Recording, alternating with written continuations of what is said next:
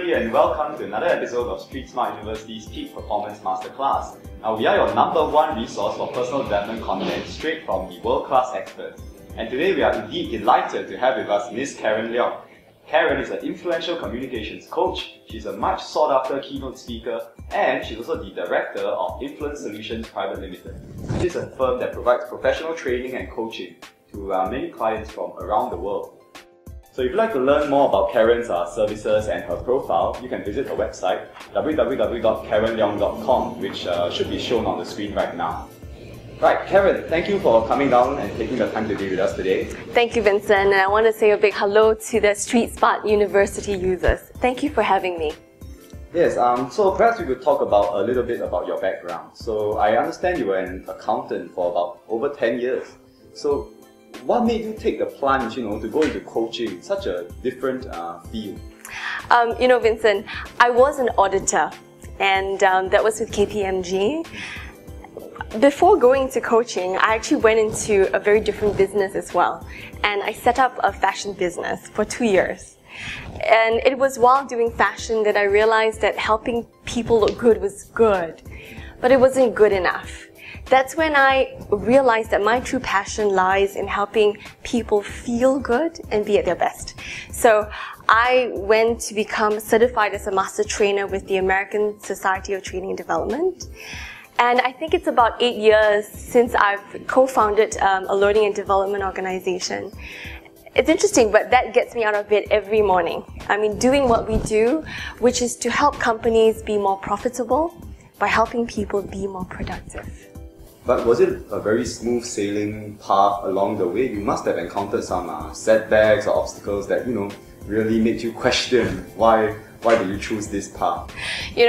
Vincent, it is quite true that there are always going to be obstacles. And I've realized that, in my career, in my corporate career, I think what really helped me was that I always saw obstacles as opportunities. And even when I was in my corporate career, I feel that I was being prepared because I had a very entrepreneurial mindset. So you could say that I'm very lucky and fortunate that I was given incredible opportunities to start up offices in Hong Kong and to take on a lot of projects in China, whereby I was given free rein, almost like to run a business on my own. So it's because I live by the principle of doing something that scares you every day. I think it's a Baz Luhrmann song that I really connected with. And because of that, that I'm not afraid to take risks, and I feel that paved the way for me to find what I love to do. And I think I'm really grateful that, that I get to do this right now. But do you recall any specific incidents that really made you want to give up and really, just want to stop? To share with you, there was a point of time in between when I was just about to when I was doing my fashion business, and then I set up this learning and development business. I was actually running 2 businesses at the same time, with 5 staff in one and another 5 staff in the other. And I can just remember having already kind of taken a lot of, there was a lot of rental overheads when it comes to having a boutique and we had a workstation. It's like we took also another unit for my designers to work on. And I needed to make sure that my 5 new staff in my learning development company was also ready to be up and running. And that's when I remember having a conversation with my former partner, because the funds were so tight, and yet I was determined to succeed. I shared with him my vision about my company in learning and development, and he said, "Karen, you know what? I'm going to support you." He actually gave me rent-free space in his Shenton Way office with 5 staff for 6 months. So I'm just truly grateful that, my former boss had so much faith, but more importantly, it made me realize that in life, it's really all about relationships. That it's no man is an island. And when we aim to be successful on our own, we must remember that you are actually going to be more successful if you help more people achieve success, and the world will come back to you. So that has been one of the biggest turning points in my career. So in a sense, we should be more people-oriented rather than, I would say, task-oriented. Vincent, you said quite rightly. Many of us, for example, in school, what do we learn? I graduated from NTU in the Bachelor of Accounting. So we focus on gaining technical competence. However, when you go onto the real world, realize that technical competence can only get you so far. It's really about people skills that makes the big difference, because in companies, it's all about knowing how to work with and work through other people, and to be able to get results through people. So one of your passions is also really about empowering women to succeed in the modern workplace. So in your opinion and your experiences, what are some of the challenges that most women face, especially in modern society? Thanks for asking this question, because more and more in this world, we are realizing that women are becoming really important, not just at home but also in the corporate environment. And I just I was just speaking in KL to about 1,000 women leaders, and I just want to share with you a story that my company was engaged by an international bank to do a very interesting project. We worked with 25 of their high potential women leaders.